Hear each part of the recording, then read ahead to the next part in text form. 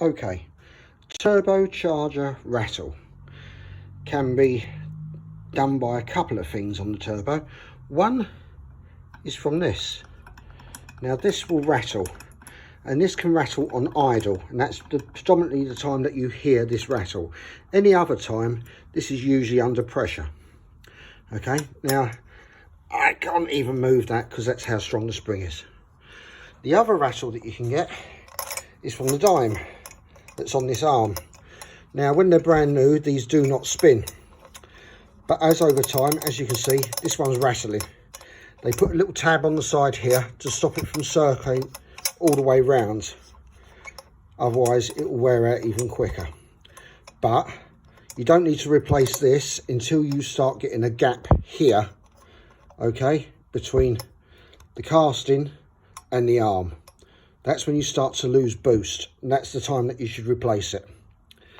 Otherwise, it's less likely that this is actually going to come undone, because this is actually welded to that shaft.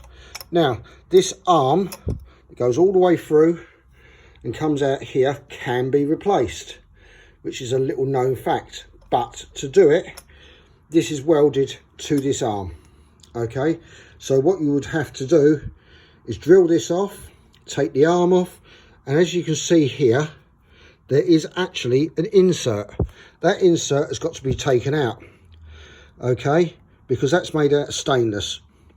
So what happens is you have to take the insert out, take the arm off, put the new one in, and then you'd have to weld it shut back on the arm again. Believe me, it's not an easy process, and a lot of people will just replace the turbo. But a lot of people do modify this. They put a bigger dime, bigger arm, and put a new insert in, and then they grind this housing out to give a bigger hole. So obviously that'll give you a lot better performance when you're coming off the turbo and quicker coming back onto the turbo. So just so you've got a bit of information to go by, don't need to replace this until you start losing boost. Otherwise it is just an annoying rattle.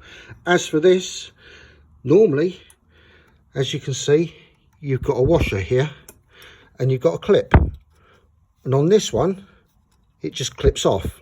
You can just put a bigger washer on there and put it back on. You don't need to buy the anti-rattle clip. Just put a bigger washer on it. That solves that problem straight away. But you can just put a clip on if it's a lot easier, because this is, when it's on the car, it's harder to get to. Thank you.